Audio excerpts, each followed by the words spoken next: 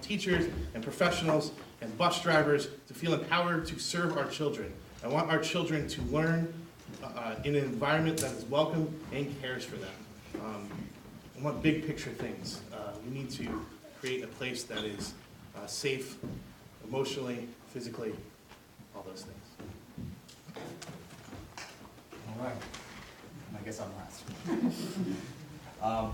So for all that don't know me, professionally, I work in law enforcement. So for the past 14 years, I work for the Morris County Sheriff's Office. I'm currently a detective lieutenant assigned to oversee the emergency services section, which has two high-profile units, the K-9 unit and the bomb squad.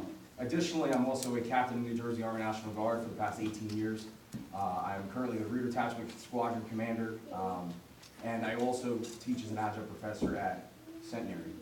So what does this have to do with what we're talking about now between budgets, policy, and doing, evaluating? Military and law enforcement like rules. Rules are based on policy. Policy and procedure is how we operate our entire military. We operate law enforcement every day, right? If you want to open a request at any point in time, you can request a policy from law enforcement, and hey, we have to provide it because we have to work within the rules. I implement those rules. I modify and change based upon our current trends, as well as submit recommendations to my administration on what we should proceed with next. And that goes in the military as well. I set directives as a commander, and I make sure that they're followed through. Additionally, budgets and fiscal responsibility. Having those two high-profile units, a lot of money. Those units require a lot of equipment, a lot of resources. We have to put the dollars to the right places, and we have to spend them the right way. If we don't do that, we don't do the taxpayer a service. If we go short on that, we also do the taxpayer a disservice. So ultimately, there's a fine balance. Additionally to that, I'm currently signed for over $35 million worth of equipment in the military. If that goes lost or missing, it's a common thing for me to do with numbers. As far as evaluating, I evaluate soldiers just like I evaluate my employees on a regular basis. I not only evaluate, I also guide and counsel. That's an important part. I'm currently enrolled in a educational doctorate program in organizational leadership down at Stockton University. And with that program, as Nick said, it's relationships. A lot of times evaluations are not simply saying what you did right or what you did wrong, but it's guiding them in the right direction to be able to get them to go down the path and see the vision that we're looking for. Ultimately, our board has a vision. We just need to make sure that those personnel that are the key personnel, like the superintendent, are going that way. Okay. Ms. Jericho, how will you, as a board member, ensure that you will represent all students of the district? As a board member, I believe that it's the board member's role to provide support to administration as they continue to support the needs of all students. Educating all the children in your district is a way that we can be proud of is a priority to me and the reason I became a board member. For those of you who don't know me well, this goes back to being a parent of two children who went through this district with very different needs. My daughter Jenna academically succeeded quite well, and I was always not concerned about her. My son Andrew had special needs, and he started in the preschool disabled class as a 3-year-old with tears on his eyes as he got it, crying on that bus, which I will never forget. He went from that to 2 years of LLD in kindergarten and first grade, then from resource room and inclusion. So I do sympathize and understand the role of parents with special needs and special education. I was there. Through the support of the school, and I always compliment any of the teachers that he had, they were a part of his success. And as a parent, I so appreciated that. And anytime I see them, I always let them know how he's doing because they were a part of that. He's now 23 years old. He graduated college in 3.5 years, moved to Nashville for a job that he took there, started his own business, and is buying his first home on Monday. So to me, that was, I have such pride in that. But to me, it was also my responsibility as a parent to work along with the district to build him up, to teach him, and it was a success, and I want that for every student in this district, whether it's a special needs student, a gifted and talented, or a general education student. I feel for the past 4 years I've been able to represent all students, to just put simply, I'm the mom of 4 of them. As I mentioned, I have a freshman at Knowles, 8th grader at Copeland, and 2 KDMers, 4th and 5th grade. They all range from students with IEPs to gifted and talented. I not only see school through their eyes, I've seen how it's evolved and changed. I've had the luxury of seeing their experiences and how different their needs are and how different their educations have been.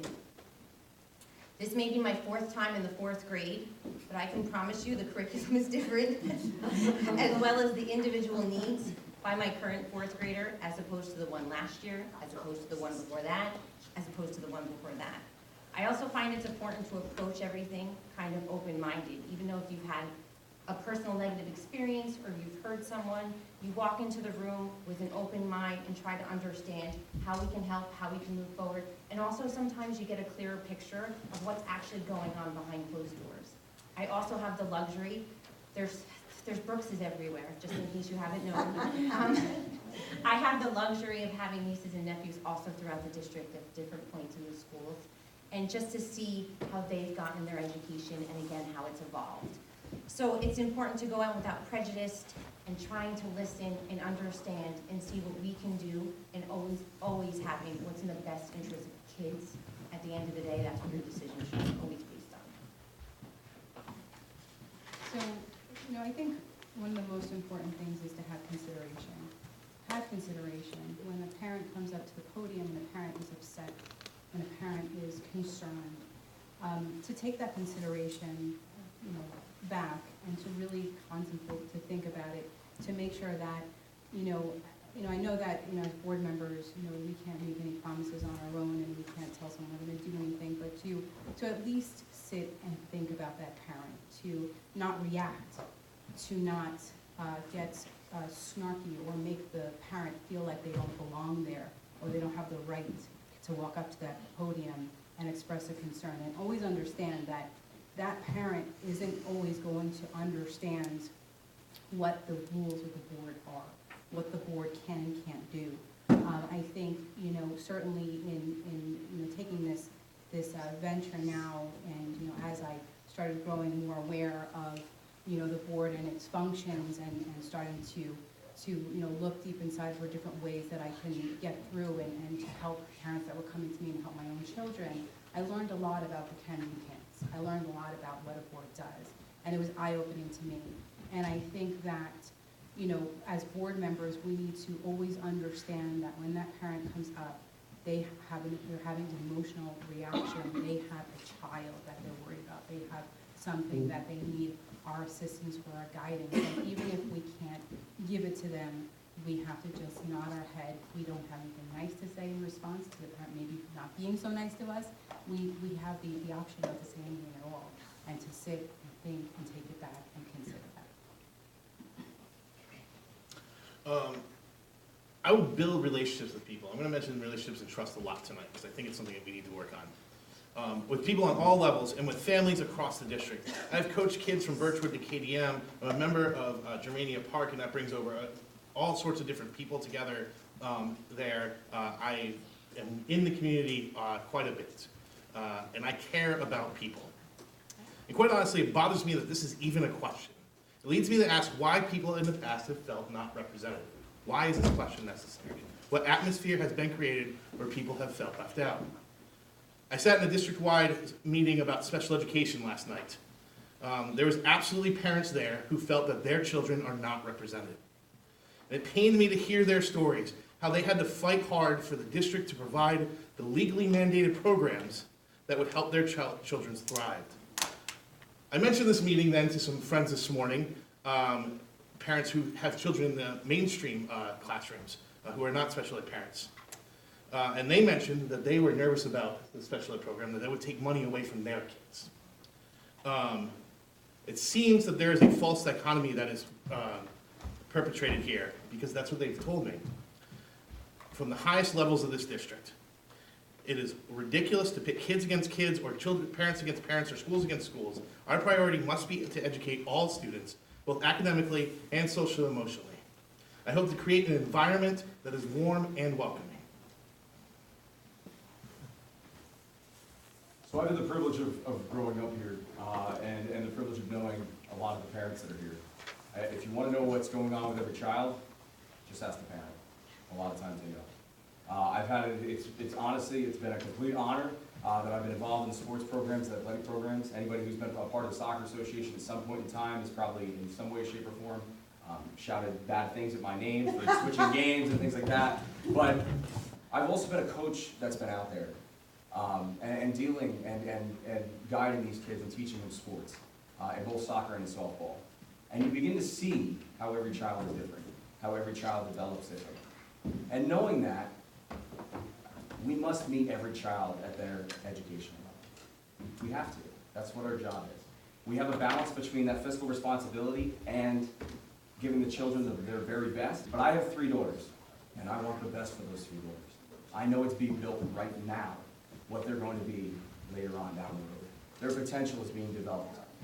And ultimately, how do we make sure that every child is developed properly? Talking to the parents, and then giving the resources to the teachers that they are with every single day. I believe personally that all of our dilemmas that come before us, the board, that come before us can be solved within our walls already. The knowledge and wisdom are already there, it's just a case of extracting it. So, communication. If we communicate, we'll be able to do our very best for every child. So for me, I think this has to be a very deliberate and conscious effort at all times, because the main responsibility as a board member is really to ensure that we are making the best decisions for the students and all students. Because I'll tell you, both of my daughters have benefited from teachers and administrators with the same mindset. At my current job, I asked my team and any of the stakeholders that we work with to answer the question, is this the best for the students? And when we make decisions and when we make recommendations, and if the answer is is a no, we go back and have the conversation again. And I would do the same approach, if I were elected to the board. Okay, next question. Mrs. Brooks? What do you see as the top 3 education issues that our board must address? Well, I'd like to proudly say the administration has been hard at work for the past few years. And I couldn't be more proud of how far we have come. And anyone who's been part of this district can't deny that we have come leaps and bounds in the past few years from where we were. I always go back to the board district goals, in which they can be found on the website. We now put them on the first page of our agenda because they're extremely important. Keeping them relevant and current as well as manageable is super important to address any educational issue that may arise. We focus our goals consistently around 3 important categories: academics and instruction, community relations, and facilities and security. These are imperative to the success of all students and allow the district to keep the train moving forward in all aspects, including character education. It's extremely, extremely important, once again, to have planning, set clear goals, and be able to execute them appropriately year after year. Sorry, clearing my phone, a little bit under the way. It's a no-brainer that special education is a big problem. And, not to place blame, that's not what the purpose of this is, or what my thoughts or my ideals are, but I can say that I see a lot of knee-jerk reactions. I see a lot of hustling to get things done and to just put a butt in the seat when we really need to take the time to think about what we're doing. I know a lot of students are suffering for it. I know a lot of students are not getting the resources early enough. I know a lot of students aren't keeping the resources. And that is again, it's not to place blame, but I think we really need to start thinking better about our decision making. And then with that being said, general education, that's another thing that I feel can use some work as well, in terms of, it seems to me as a parent that your student has to be an absolute failure of failing in order to get some sort of assistance, even in the general education area. It doesn't seem like, there's anybody who can kind of pop in, and that's not to say anything about our teachers, because our teachers are doing a darn good job. But I think that there's also things that we can do better at that as well. And then, of course, when you're thinking about some of the social, emotional programs, I know we had one of the board meetings, they were talking about the new program that, in Copeland and